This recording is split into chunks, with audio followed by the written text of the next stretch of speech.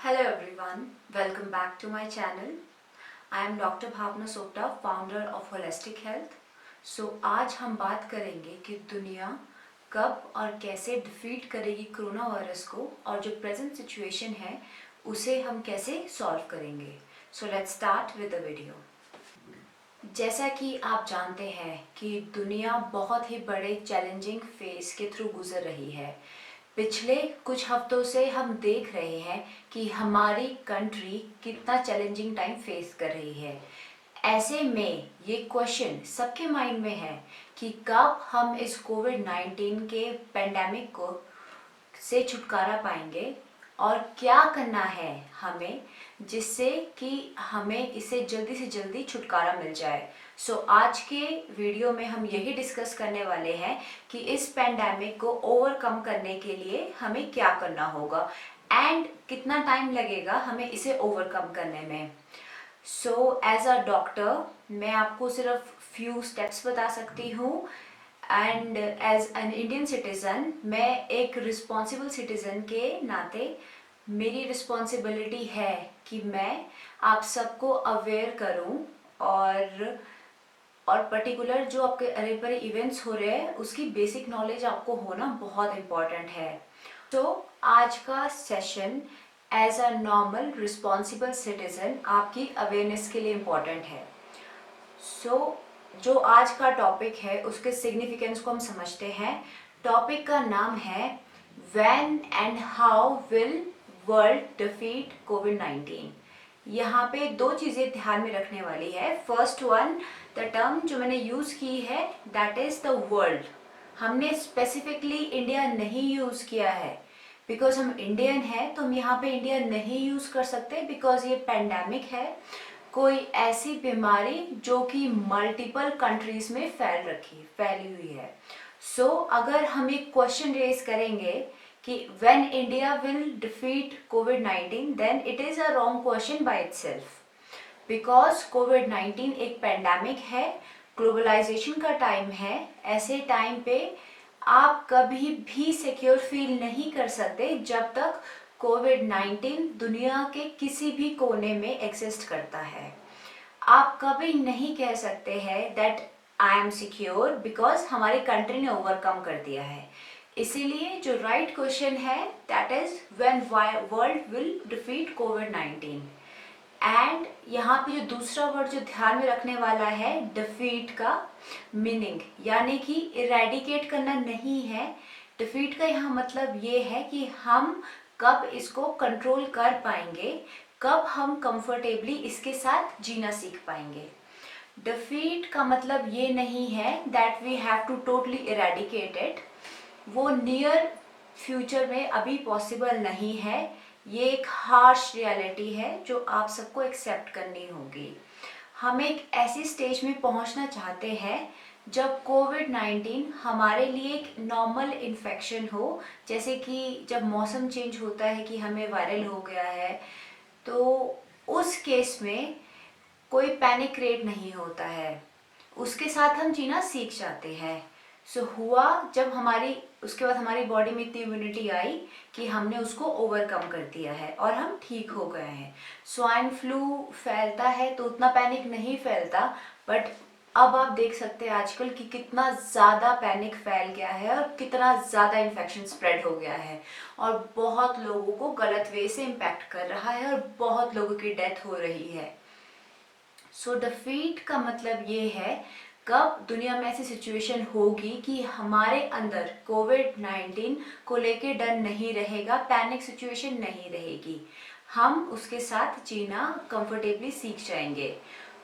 आज का session topic अगर आप अच्छे समझ गए हो किस एंगल से हम इस सेशन को स्टार्ट करेंगे.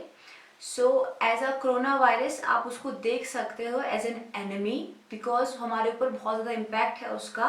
उसने हमारी हमारी लाइफ को हर वे से नेगेटिव कर दिया है, चाहे वो मेंटली हो, चाहे फिजिकली हो, चाहे इकोनॉमिकली हो. सोसाइटी को, कंट्री को, पूरे वर्ल्ड को पूरा नेगेटिवली इम्पैक्ट कर दिया है.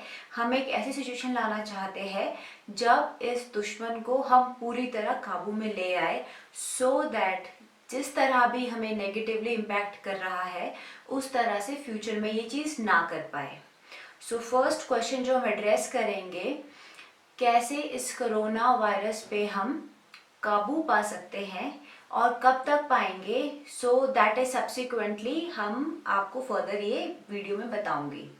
सो सबसे फर्स्ट स्टेप है जो हमें कुछ चीज़ें समझनी होगी। हम में से आप में से काफ़ी लोगों को चीज़ें पता होगी जो कि बेसिक्स है जो हम डिस्कस करेंगे, ताकि अगर किसी को वो चीज़ नहीं पता हो डिटेल में तो उस इंडिविजुअल को क्लैरिटी हो जाए।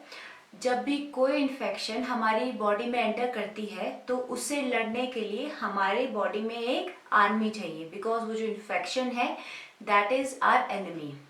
सो ये हमारी जो आर्मी होती है या सेना होती है, ये कैसे लड़ पाएगी, अगर ये पूरी तरह ट्रेन होगी उससे पूरी तरह लड़ने में, या फिर उसे पता होगा कि उसके पास क्या क्या वेपन्स है या स्ट्रेंथ है। सो उसी तरीके से जो वो आर्मी है उसे अपने जो वेपन्स है वो अपडेट करने होंगे, तभी वो फाइट कर पाएगी और न्यूट्रलाइज कर पाएगी। सो जो ये आर्मी है WBCs की, यही हमें डेवलप करनी है बॉडी के अंदर। सो हम कैसे इंश्योर करें कि ऐसी सेना हमारी बॉडी के अंदर हमेशा रहेगी या फिर हमेशा रेडी रहेगी। उसके सिर्फ दो वेज है। सबसे पहला वे है कि आपकी बॉडी में नेचुरल इन्फेक्शन हो जाए, जो कि हम बोलते हैं कि कोरोना वायरस ने आपको इन्फेक्ट कर दिया है, जो कि हम बहुत सारे केसेस देख रहे हैं। सेकेंड इज आर्टिफिशियल वे से आपकी बॉडी में इन्फेक्शन डाले जाए, जो कि है वैक्सीन, कि आप वैक्सीन लो। वैक्सीन के अंदर कुछ नहीं है, एक डेड वायरस है जो आपकी बॉडी में इंड्यूस कर दिया जाता है, एक डेड कोरोना वायरस आपकी बॉडी में डाल दिया जाता है, सो दैट आपकी बॉडी उस जो एनिमी को पहचाने और देखे कि that is the particular enemy, और ये कभी भी आपकी बॉडी में एंटर कर सकता है और ये इसके वेपन्स है, ये इसकी स्ट्रेंथ है। सो अपने आप को रेडी कर लो। अभी तो this is a dead virus, कल के लिए ये लाइफ भी आ सकता है। सो इन दोनों वे से ही आपकी बॉडी रेडी हो सकती है, बिकॉज आपकी बॉडी बहुत स्मार्ट है और आपकी बॉडी ये चीज़ अपने अंदर अपडेट कर देगी। और जो WBCs की जो आर्मी है उसे हम बोलते हैं एंटीबॉडीज, और WBCs जो हम बोलते हैं यानी कि वाइट ब्लड कॉर्पुलस। दोनों वे से आपकी बॉडी के अंदर एंटीबॉडीज बन जाएगी, आपकी बॉडी में रेडी हो जाएगा। और जो ये आर्मी कितनी देर तक आपकी बॉडी में सरवाइव कर रही है दैट वेरी अपॉन इंडिविजुअल, हर एक इंडिविजुअल के ऊपर वो अलग अलग वेरी करता है। और नेचुरल इन्फेक्शन की नेचुरल वे में अगर आपको कोरोना होता है तो वो अलग वे में सरवाइव करेगा, और आर्टिफिशियल वे में होता है तो वो अलग वे में सरवाइव करेगी। अगर नेचुरल वे से कोरोना वायरस आपकी बॉडी में एंटर होगा तो उसके साथ बहुत सारी कॉम्प्लिकेशंस भी आती है। सो इट इज़ बेटर कि आप उसे आर्टिफिशियल वे में ले वैक्सीन के तरीके से और अपनी बॉडी को इम्यून करें आने वाले कोरोना वायरस के against. So now the question arise कि हमें खुद को ही सेफ नहीं करना है, दुनिया को एक सेफ प्लेस बनाना है। वो कब पॉसिबल होगा, जब हमारी सोसाइटी में, हमारी स्टेट में, हमारी कंट्री में, पूरे वर्ल्ड के अंदर एक इस बीमारी के ऊपर हम काबू पा सकें। और वो कैसे पॉसिबल होगा, वहाँ पे एक कॉन्सेप्ट आता है हर्ड इम्यूनिटी का। एंड आपको इस चीज़ का ध्यान रखना है, that is herd immunity concept सिर्फ कॉन्टेजियस इन्फेक्शन के लिए ही एप्लीकेबल होता है, हर टाइप की इन्फेक्शन के लिए एप्लीकेबल नहीं होता है। कंटेजियस इन्फेक्शन कौन सी होती है, जो एक इंडिविजुअल से दूसरे इंडिविजुअल में फैलती है, जैसे कि कोविड-19, मीजल्स, टेटनस जो इन्फेक्शन है वो कंटेजियस इन्फेक्शन नहीं है। सो वहाँ पे आपका हर्ड इम्यूनिटी का कॉन्सेप्ट नहीं चलेगा। सो अगर 100 लोगों का कोई ग्रुप है, वहाँ पे कोई इन्फेक्शन फैल रहा है, तो हर्ड इम्यूनिटी कॉन्सेप्ट ये बोलता है कि depending upon the nature of the infection और the rate of the infection, एक इंसान कितने और लोगों को इन्फेक्ट कर रहा है, वो इन्फेक्शन, कोई इन्फेक्शन कम रेट पे स्प्रेड होती है, कई इन्फेक्शन ज़्यादा रेट पे स्प्रेड होता है। सो रेट ऑफ स्प्रेड पे डिपेंड करता है कि 100 लोगों के ग्रुप में कितने लोगों के अंदर इम्यूनिटी आ जानी चाहिए, उनके अंदर एंटीबॉडीज आ जानी चाहिए, चाहे वो नेचुरल वे से हो चाहे वो आर्टिफिशियल वे से हो, सो दैट हम कह सके कि 100 लोगों का ग्रुप अब पूरा सेफ हो चुका है। सो जो ये परसेंटेज है उसे हम बोलते हैं हर्ड इम्यूनिटी थ्रेशहोल्ड, कि 100 लोगों में से कितने लोगों में इम्यूनिटी आ जाए ताकि हम कह सके कि 100 लोगों का ग्रुप पूरा सेफ है। अब ये हर टाइप के इन्फेक्शन के लिए अलग अलग परसेंटेज होती है। मीजल्स के लिए ये परसेंटेज बहुत ज़्यादा हाई है। मीजल्स की अगर हम बात करते हैं तो अराउंड 95%, और कोविड-19 के लिए जो अभी तक रिसर्च है उसके हिसाब से कहा जाता है कि 60 to 75%, मतलब कि 60 से 75% से लोगों को अभी जब एंटीबॉडीज प्रेजेंट होगी तभी हम कह सकते हैं कि हाँ कि ये 100 लोगों का ग्रुप अब सेफ जोन में है, जिसको हम कह सकते हैं कि हाँ हमने इसके साथ अब जीना सीख लिया है। सो इस तरीके से हमें एक हर्ड इम्यूनिटी लानी है, चाहे वो हमारे स्टेट लेवल पे हो, चाहे नेशनल लेवल पे हो, चाहे वो इंटरनेशनल लेवल पे हो। बट हमें इंश्योर करना है कि एक ऐसी स्टेज आ जाए कि 60 to 70% लोगों के अंदर एंटीबॉडीज आ जाए। अब हम नहीं चाहेंगे कि ज़्यादा से ज़्यादा लोगों को नेचुरल इन्फेक्शन हो, सो इसीलिए हम चाहते हैं कि ज़्यादा से ज़्यादा लोगों को वैक्सीन लगनी चाहिए। नियरली 70% लोगों को वैक्सीन लगना चाहिए to be on a safer side on the world level. So 70% लोगों को वैक्सीन लगाना is not an easy task, it's very challenging, but हमारे को ये चीज़ करनी होगी ताकि हम, बिकॉज अगर हम चाहते हैं कि हमने इस वायरस को हराना है, सो पहले अगर हम इंडिया की बात करें कि यहाँ पे क्या स्टेटस है, इंडिया में राइट नाउ प्रेजेंट कितना स्टेटस है, कितने लोगों को वैक्सीन लग चुका है, और क्या हम उम्मीद कर सकते हैं कि कितने टाइम में 70% पॉपुलेशन को वैक्सीन लग जाए।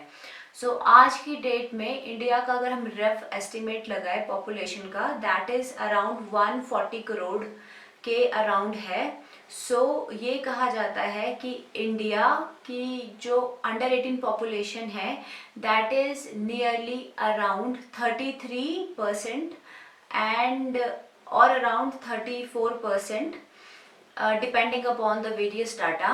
बट अगर हम बात करें कि अंडर 18 ईयर वाले हैं दैट इज़ अराउंड 30 to 34। इसका मतलब है कि जो यूथ है, जो अगर मैं एस्टिमेट लगाएंगे तो नियरली आ जाएगा 45 करोड़ के आसपास, यानी कि 45 करोड़ ऐसे हैं जो इंडिया में वैक्सीनेट के लिए एलिजिबल नहीं है। तो टोटल 95 करोड़ ऐसे हैं जो आज की डेट में वैक्सीन के लिए एलिजिबल नहीं है, और हर इंसान को कितनी 2 डोज लगनी है। सो हमें टोटल कितनी डोज चाहिए, अराउंड 190 करोड़ डोजेस। अभी 190 करोड़ डोजेस अगर हमें चाहिए तो आज की डेट में हमने स्टेटस देखा है तो कोविन की वेबसाइट पे आप जाओगे जो गवर्नमेंट ऑफ इंडिया की है, उसके अराउंड 17 करोड़ डोजेस लग चुकी है, या फिर इससे थोड़ा ज़्यादा है, या राउंड फिगर है अभी ये, जिसमें से 13.5 करोड़ जो डोजेस है वो जो सिंगल डोजेस है, जिन्होंने सिर्फ वो डोजेस है जिन्होंने सिर्फ अभी तक एक ही बार लिया है डोज, और नियरली 3.5 करोड़ लोग ऐसे हैं जिनको डबल डोज लग चुकी है, जिनका वैक्सीन प्रोग्राम कंप्लीट हो चुका है। सो अगर आप कंपैरिजन करो, टोटल 190 करोड़ डोजेस लगनी है। अभी मैं सिर्फ अबव 18 की बात कर रही हूँ, जबकि हमारा टारगेट ये होना चाहिए कि नियर फ्यूचर में 18 से बिलो वालों को हमें इंक्लूड करना है। बिकॉज अगर हम देखेंगे कि अबव 18 जो पॉपुलेशन है that is around 66 to 68%, because हम हर्ड इम्यूनिटी की बात कर चुके हैं कि दैट इज़ 60 to 75% चाहिए, और अगर अबव 18 सबको लगा देंगे तो अभी तक हमारा 70% वाला क्राइटेरिया फुलफिल नहीं होगा, बट स्टिल हम अभी 190 करोड़ की बात करें तो अभी तक हमें नियरली अराउंड 173 करोड़ डोजेस लगानी है। अब गवर्नमेंट ऑफ इंडिया जो है एक अपना रफ एस्टिमेट दे रही है कि कोविशील्ड और कोवैक्सीन को मिला के कितना प्रोडक्शन है पर एनएम, और जो कंपनी अपना अपना क्लेम करती है वो रफ फिगर जो है दैट इज़ अराउंड, बहुत ही डिफरेंट फिगर आता है, that is around 100 crore and पर एनएम। सो बहुत ही मतलब एक साल के अंदर 100 करोड़ के आसपास डोजेस बनाने की कैपेसिटी है इन दोनों की बना के, and it is a rough estimate, we are just talking about round off. So इसके हिसाब से हम बात करें कि एटलीस्ट 1.5 साल से भी ज़्यादा टाइम लगेगा।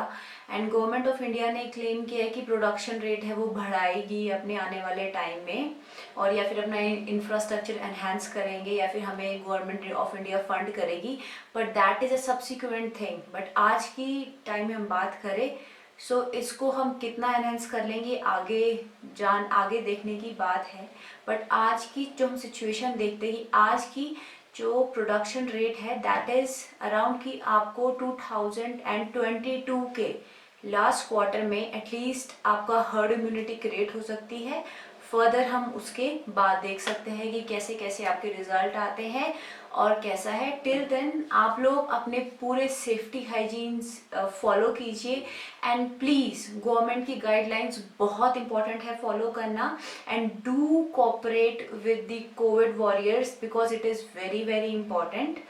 सो this is all for the video, and next video में I will be telling about you something related to psychology. बाकी till then take care and stay healthy, keep shining. Thank you.